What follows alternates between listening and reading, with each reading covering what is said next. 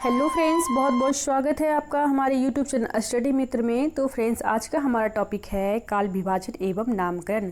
वैसे इस टॉपिक से आप सभी बहुत अच्छे से परिचित होंगे, आप सभी बहुत अच्छे से इसे जान रहे हैं कि काल विभाजन क्या है, नामकरण क्या है, क्योंकि आप सभी ने अपने अपने सिलेबस में इसे दो बार पढ़ा होगा। एक तो बीए के सिलेबस में और दूसरा एमए के सिलेबस में। तो वैसे फ्रेंड्स, मैं बता दूं कि बहुत से ऐसे लोग हैं जो कि केवल एग्ज़ाम पास करने के लिए इसे पढ़े होंगे और बहुत ऐसे लोग हैं जो कि इसे बहुत अच्छे से डीपली से पढ़े होंगे। वैसे कहा भी जाता है कि जब हम कुछ अच्छा करना चाहते हैं, जब हम कुछ बड़ा करना चाहते हैं, तो चाहे वो छोटी से छोटी चीज़ क्यों ना हो, छोटी से छोटी टॉपिक क्यों ना हो, उसे हमें बहुत ही अच्छे से पढ़ना होता है। तभी हम उस चीज़ को अच्छे से समझ पाते हैं, उस चीज़ को अच्छे से जान पाते हैं और उस चीज़ को अच्छे से अपने जीवन में उतार पाते हैं। तो जब हम कुछ बड़ा करना चाहते हैं तो हमें हर चीज़ को ध्यान से देखना होगा, हर चीज़ को ध्यान से समझना होगा। तो चलिए जानते हैं काल विभाजन एवं नामकरण एक बार फिर से।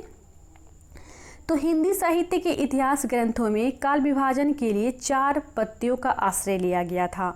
हिंदी साहित्य के इतिहास ग्रंथों का जो काल विभाजन किया गया था, तो इसमें 4 पत्तियों का सहारा लिया गया था, आश्रय लिया गया था। प्रथम पत्ति, द्वितीय पत्ति, तृतीय पत्ति, चतुर्थ पत्ति। और इन चारों पत्ति में हम लोग देखेंगे कि कुछ न कुछ बातें हम लोगों को देखने को मिलती है। तो चलिए देखते हैं कि क्या क्या देखने को मिलती है। प्रथम पत्ति। तो प्रथम पत्ति में आप देखेंगे कि साहित्य इतिहास का जो विभाजन किया गया है, या कहें कि साहित्य इतिहास का जो युग है वह 4 युग है। साहित्य इतिहास का जो कालखंड है वह 4 कालखंड है। 4 कालखंडों में से विभक्त किया गया है, जैसे कि आदिकाल, भक्तिकाल, रीतिकाल और आधुनिक काल। आप देख सकते हैं यह जो है आदिकाल, भक्तिकाल, रीतिकाल और आधुनिक काल, इन्हीं कालखंडों में बांटा गया है प्रथम पत्ति में इतिहास, साहित्य इतिहास को। ठीक है, साहित्य इतिहास का जो विभाजन किया गया है इन्हीं 4 युग में किया गया है, इन्हीं 4 कालखंडों में किया गया है।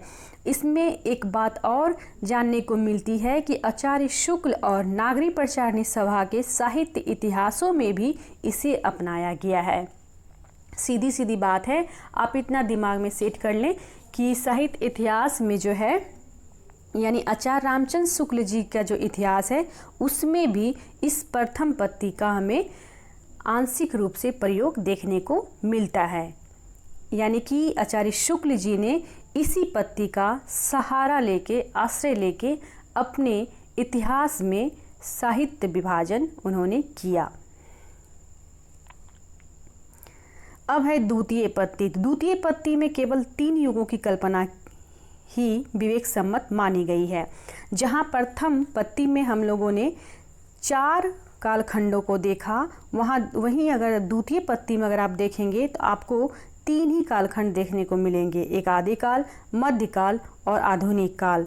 ठीक है, इसमें 4 नहीं बिल्कुल 3 ही मिलता है। और इसमें एक इम्पोर्टेंट बात यह है कि डॉक्टर गणपति चंद्र गुप्त और भारतीय हिंदी परिषद के इतिहास में इसी का अनुसरण किया गया है। ये बहुत ही इम्पोर्टेंट है, इसलिए मैंने यहाँ इसे नोट में लिख दिया है और आप सभी इसे नोट भी कर लें कि डॉक्टर गणपति चंद्र गुप्त और भारतीय हिंदी परिषद के इतिहास में भी इसका अनुसरण किया गया है। किसका? द्वितीय पत्ति का, जिसमें कि 3 ही युगों की कल्पना की गई है, जिसमें कि 3 ही कालखंड के बारे में बोला गया है। देखिए तृतीय पत्ति। तृतीय पत्ति में साहित्य का जो विभाजन है वह विधाक्रम से किया जाता है। तो विधाक्रम से क्या तात्पर्य है? तो विधाक्रम से तात्पर्य यह है कि इसमें समस्त साहित्य को एक साथ नहीं अध्ययन किया जाता है, यानी कि समस्त साहित्य का एक साथ अध्ययन करने के बजाय जो है इसमें कविता तथा गद्य साहित्य की विविध विधाओं के इतिहास को वर्गीकृत करके उसका विवेचन प्रस्तुत किया गया है। और इसका जो उदाहरण हमें देखने को मिलता है तो वह मिलता है उपलब्ध साहित्य इतिहास के ग्रंथ में। यानी कि जो अभी साहित्य इतिहास के उपलब्ध ग्रंथ हैं उसी में इसका प्रयोग देखने को मिलता है। चौथा है चतुर्थ पत्ति, जिसे कि ऋजु पत्ति भी कहते हैं। तो ऋजु पत्ति जिसमें कि शुद्ध कालक्रम के अनुसार वस्तुगत विभाजन को ही यथार्थ माना जाता है और इस पत्ति का अनुसरण जो है आरंभ में विदेशी विद्वानों द्वारा इतिहास ग्रंथों में आंशिक रूप से किया गया है। चतुर्पत्तिक में आप जो देखते हैं यानी कि शुद्ध कालक्रम के अनुसार जो वस्तुगत विभाजन इसमें किया गया है उसी को यथार्थ माना गया है। तो इस पत्ती का जो अनुसरण है आरंभ में यानी कि शुरुआत में हमें जो देखने को मिलती है वह कहाँ मिलती है, तो विदेशी विद्वान जो थे उनके इतिहास ग्रंथों में देखने को यह मिलता है। जब उनके आप इतिहास ग्रंथ को देखेंगे तो चतुर्पत्ति का जो प्रभाव है उसमें देखने को मिलता है। तो ये थे चारों पत्ती के बारे में इम्पोर्टेंट बातें। अब देखते हैं, देखिए डॉक्टर ग्रियर्सन ने the modern vernacular literature of Hindustan के 12वें अध्याय में काल विभाजन का स्पष्ट निर्देश किया है। और आप सभी जान रहे होंगे अच्छे से कि डॉक्टर ग्रियर्सन का यह जो रचना है the modern vernacular literature of Hindustan, जिसके बारे में कल मैं बताई भी थी, तो इसे एक क्वेश्चन रह सकता है कि the modern vernacular literature of Hindustan की रचना किसने की है, तो डॉक्टर ग्रियर्सन ने। तो इसमें इन्होंने 12वें अध्याय में काल विभाजन का स्पष्ट निर्देश किया है। तो किस प्रकार से निर्देश किया है वो देख लेते हैं। देखिए, चरण काल है, उसके बाद है 15वीं शताब्दी के धार्मिक पुनर्जागरण, फिर है जयसी की प्रेम कविता, फिर है ब्रज का कृष्ण काव्य, फिर है मुगल दरबार, उसके बाद है तुलसीदास रीति काव्य, है ना, तुलसीदास रीति काव्य, तुलसीदास की अन्य प्रवृत्ति, 18वीं शताब्दी, कंपनी के शासन में हिंदुस्तान, महारानी विक्टोरिया के शासन में हिंदुस्तान। तो यह सभी जो है देखने को मिलता है इन्होंने अपने ग्रंथ the modern vernacular literature of Hindustan में के 12वें अध्याय में इन्होंने काल विभाजन का निर्देश जो किया है तो इस प्रकार से निर्देशित किया है। अब देखते हैं मिश्र बंधुओं का काल विभाजन। तो मिश्र बंधु जो हैं इन्होंने यानी मिश्र बंधुओं जो हैं इसमें इन सभी भाइयों की मतलब सभी भाइयों द्वारा रचित है यह साहित्य इतिहास। तो मिश्र बंधुओं का जो काल विभाजन था तो वह पांच काल में विभक्त था। ठीक है, तो 5 काल में जो विभक्त था, किस प्रकार से विभक्त था, क्या क्या नाम है देख लेते हैं। तो प्रारंभिक काल, माध्यमिक काल और अलंकृत काल और परिवर्तन काल और वर्तमान काल, ये सारे के सारे बहुत ही इंपॉर्टेंट होते हैं और इससे एग्जाम में पूछा ही जाता है कुछ ना कुछ क्वेश्चन, तो इसलिए बहुत ही इंपॉर्टेंट हो जाता है और आप सभी से नोट भी कर लें कि अब देखिए मिश्र बंधुओं का जो काल विभाजन है तो प्रारंभिक काल को इन्होंने 2 भागों में विभक्त किया, पूर्व प्रारंभिक काल और उत्तरारंभिक काल। तो पूर्व प्रारंभिक काल का जो समय सीमा है वह है 700 से 1343 और उत्तरारंभिक काल का जो समय सीमा है वह है 1344 से 1444। माध्यमिक काल को भी इन्होंने 2 भागों में विभक्त किया, पूर्व माध्यमिक काल और प्रौढ़ माध्यमिक काल। तो पूर्व माध्यमिक काल का जो समय सीमा है वह है 1445 से 1560 और प्रौढ़ माध्यमिक काल का जो समय सीमा है वह है 1561 से 1680। फिर है अलंकृत काल, तो इसको भी इन्होंने 2 भागों में विभक्त किया। तो कौन कौन सा, पूर्व अलंकृत काल जिसकी समय सीमा है 1681 से 1790 और उत्तरालंकृत काल जिसका समय सीमा है 1791 से 1889। फिर है परिवर्तन काल, तो परिवर्तन काल की समय सीमा है 1890 से 1925 और वर्तमान काल की समय सीमा है 1926 से अब तक। ठीक है, अब देखते हैं आचार्य रामचंद्र शुक्ल का काल विभाजन। इन्होंने अपने इतिहास ग्रंथों में इस प्रकार से काल विभाजन किया है, आप देख सकते हैं। इन्होंने चार कालखंड को अपनाया है, जैसे कि आदिकाल, पूर्व मध्यकाल, उत्तर मध्यकाल, आधुनिक काल। तो आदिकाल को इन्होंने कहा है वीरगाथा काल, ये बहुत ही इंपॉर्टेंट है, आप सभी इससे देखें कि इन्होंने आदिकाल को वीरगाथा काल कहा, उसके बाद पूर्व मध्यकाल को भक्ति काल, उत्तर मध्यकाल को रीति काल और आधुनिक काल को गद्य काल। तो वीरगाथा काल की समय सीमा है 1050 से 1375। पूर्व मध्यकाल यानी भक्ति काल की समय सीमा है 1375 से 1700। फिर रीति काल की समय सीमा है 1700 से 1900। फिर गद्य काल की सीमा है 1900 से 1984। तो ये हैं आचार्य रामचंद्र शुक्ल के अनुसार किया गया काल विभाजन। अब देखते हैं डॉक्टर राम कुमार वर्मा का काल विभाजन। इन्होंने जो है 5 कालखंडों में से विभक्त किया है यानी विभाजन किया है।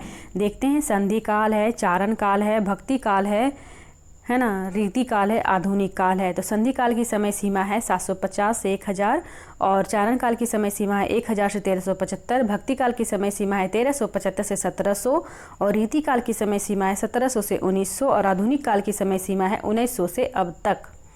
तो ये हैं डॉक्टर राम कुमार वर्मा के द्वारा किया गया काल विभाजन।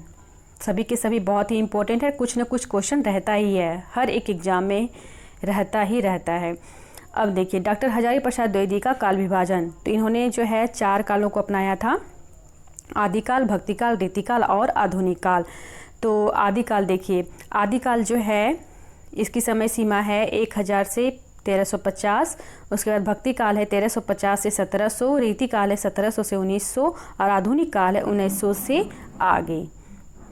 तो ये है आचार्य हजारी प्रसाद द्विवेदी द्वारा किया गया काल विभाजन। अब देखते हैं नामकरण से संबंधित वस्तुनिष्ठ प्रश्न। ये बहुत ही इम्पोर्टेंट है और मुझे लगा कि मैं इसे लेके आऊँ आप सभी के लिए, क्योंकि ये किसी न किसी एग्जाम में पूछे ही गए हैं। तो सिर्फ आदिकाल से संबंधित हम देखेंगे उसके नामकरण को कि कौन से साहित्यकार ने आदिकाल का कौन सा नामकरण किया।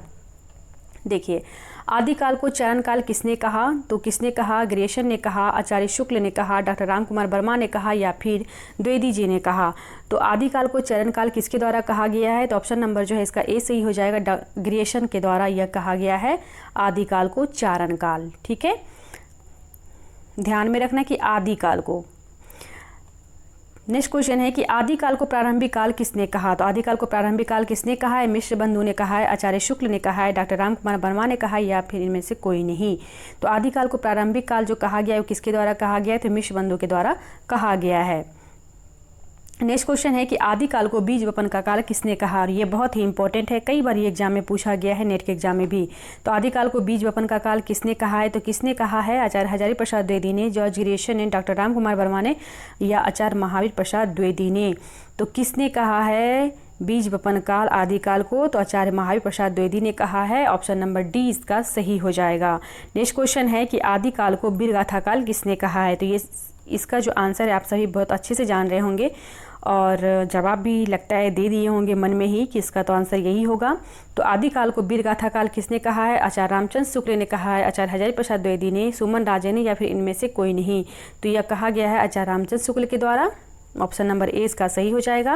नेक्स्ट क्वेश्चन है कि आदिकाल को शिष्य समांत काल किसने कहा, तो आदिकाल को शिष्य समांत काल किसने कहा है, महावीर प्रसाद द्विवेदी ने कहा है, पंडित राहुल संस्कृत्यानंद ने कहा है, सुमन राजे ने या फिर इनमें से कोई नहीं। तो आदिकाल को जो शिष्य समांत कहा गया है यानी शिष्य समांत काल है यह कहा गया है जो किसके द्वारा कहा गया, पंडित राहुल संस्कृत्यानंद के द्वारा कहा गया है। नेक्स्ट क्वेश्चन है कि आदिकाल को वीरकाल किसने कहा, ध्यान रखिएगा एक वीरगाथा काल है दूसरा वीरकाल है। तो आदिकाल को वीरकाल किसने कहा, तो किसने कहा है आदिकाल को वीरकाल, तो यह कहा गया है जो आचार्य विश्वनाथ प्रसाद मिश्र के द्वारा कहा गया है, डॉक्टर रामकुमार वर्मा के द्वारा कहा गया है या फिर दोनों या फिर इनमें से कोई नहीं। तो इसका ऑप्शन नंबर जो ए सही हो जाएगा, आचार्य विश्वनाथ प्रसाद मिश्र के द्वारा कहा गया है आदिकाल को वीरकाल। नेक्स्ट क्वेश्चन है कि आदिकाल को संधि काल एवं चारण काल किसने कहा है, तो आदिकाल को संधि काल एवं चारण काल किसने कहा है, तो रामकुमार वर्मा ने कहा है, सुमन राजे ने कहा है, जॉर्ज ग्रेशन ने कहा है या फिर इनमें से कोई नहीं। तो आदिकाल को जो संधि काल और चारण काल जो कहा गया है किसके द्वारा कहा गया है, तो यह जो कहा गया है डॉक्टर रामकुमार वर्मा के द्वारा कहा गया है, ऑप्शन नंबर ए इसका सही हो जाएगा। नेक्स्ट क्वेश्चन है कि आदिकाल को आदिकाल किसने कहा, आदिकाल को आदिकाल किसने कहा था, आचार्य हजारी प्रसाद द्विवेदी ने कहा था या मिश्र बंधु ने कहा था या सुमन राजे ने या फिर आचार्य शुक्ल ने। तो आदिकाल वो आदिकाल जो कहा गया था वो आचार्य हजारी प्रसाद द्विवेदी के द्वारा कहा गया था। ये सारे के सारे इंपॉर्टेंट क्वेश्चन है और आप सभी इसे नोट कर लें तो ज़्यादा सही है। अब है आदिकाल को आधार काल किसने कहा, तो आदिकाल को आधार काल किसने कहा है, आचार्य शुक्ल ने कहा है, जॉर्ज ग्रेशन ने कहा है या फिर दोनों ने या फिर सुमन राजे ने। तो आदिकाल को जो आधार काल कहा गया है वह कहा गया है सुमन राजे के द्वारा, ऑप्शन नंबर डी इसका सही हो जाएगा। तो ये थे आदिकाल के नामकरण से संबंधित महत्वपूर्ण क्वेश्चन। अब देखते हैं साहित्य इतिहास के प्रमुख ग्रंथ को, ये भी बहुत ही इम्पोर्टेंट है और इससे भी एग्जाम में क्वेश्चन रहता ही रहता है। तो ये इधर एक साहित्य लिखा हुआ है, इधर साहित्यकार का नाम है। तो हिंदी भाषा और साहित्य का इतिहास के साहित्यकार कौन है, तो आचार्य चतुर्सेन। ठीक है, हिंदी भाषा और साहित्य का इतिहास आचार्य चतुर्सेन की रचना है। हिंदी साहित्य का उद्भव और विकास जो है ये बहुत ही इंपॉर्टेंट है, ये भी कई बार एग्जाम में पूछा जाता है। हिंदी साहित्य उद्भव और विकास ये किनकी रचना है, तो आचार्य हजारी प्रसाद द्विवेदी की। नेक्स्ट क्वेश्चन है कि हिंदी साहित्य का वैज्ञानिक इतिहास, तो डॉक्टर गणपति चंद्र गुप्त। फिर है हिंदी साहित्य का संरचनात्मक इतिहास, तो प्रोफेसर वासुदेव सिंह। फिर है हिंदी साहित्य का नया इतिहास, तो डॉक्टर राम खिलावन पांडे। फिर है हिंदी साहित्य का आधुनिक इतिहास, तो अज्ञे जी। ठीक है। फिर आधुनिक हिंदी साहित्य की प्रवृत्तियाँ के रचनाकार कौन है, तो डॉक्टर नामवर सिंह। फिर है हिंदी साहित्य की कहानी के रचनाकार कौन है, तो प्रभाकर माचवे। ठीक है। आधुनिक हिंदी साहित्य के लेखक कौन है, तो कृष्ण शंकर शुक्ल।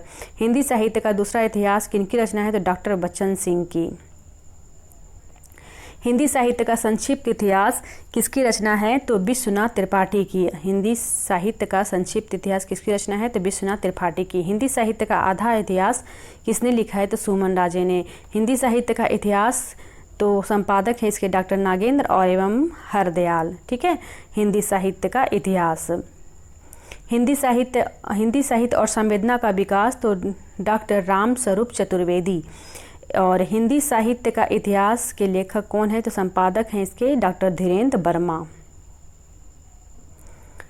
नेक्स्ट है हिंदी साहित्य का मौखिक इतिहास, तो इसको 4 भागों में विभाजित किया गया है। हिंदी साहित्य के मौखिक इतिहास को संपादक हैं इसके नीलाभ। ठीक है। आधुनिक हिंदी साहित्य नंद दुलारे वाजपेयी की रचना है। और हिंदी भाषा और साहित्य श्याम सुंदर दास की रचना है। और फिर हिंदी साहित्य का आलोचनात्मक इतिहास यह डॉक्टर राम कुमार वर्मा की रचना है। हिंदी साहित्य का बृहत इतिहास, देखिए हिंदी साहित्य का जो बृहत इतिहास है तो इसके बारे में इम्पोर्टेंट बातें जो है यहाँ मैंने नोट की है। तो देखिए हिंदी साहित्य का जो बृहत इतिहास है तो नागरी प्रचारणी सभा काशी द्वारा 16 खंडों में प्रकाशित हुआ है, जो शताधिक लेखकों का सामूहिक प्रयास का फल है। यहाँ से 2 इम्पोर्टेंट क्वेश्चन बनते हैं। एक तो यह कि हिंदी साहित्य का बृहत इतिहास कितने खंडों में प्रकाशित हुआ, तो 16 खंडों में प्रकाशित हुआ। और कहाँ से प्रकाशित हुआ है, तो नागरी प्रचारणी सभा काशी के द्वारा प्रकाशित हुआ है। तो ये इम्पोर्टेंट 2 बातें इसमें निकली और दोनों के दोनों बहुत ही इम्पोर्टेंट हैं और क्वेश्चन जो है किसी भी तरह से पूछा जा सकता है। ठीक है। तो ये थे आज के महत्वपूर्ण टॉपिक और महत्वपूर्ण से क्वेश्चन बहुत सारे, और उम्मीद करती हूँ कि आप सभी को अच्छा लगा होगा। अगर ये वीडियो अच्छा लगा होगा तो प्लीज़ लाइक भी कर दें और कमेंट बॉक्स में अपनी राय भी दें कि आपको ये जान के कैसा लग रहा है, हमारे वीडियो को देख के कैसा लग रहा है। इसी तरह नेक्स्ट वीडियो में फिर नए टॉपिक के साथ हम लोग पढ़ेंगे, आदिकाल को पढ़ेंगे। तब तक के लिए धन्यवाद।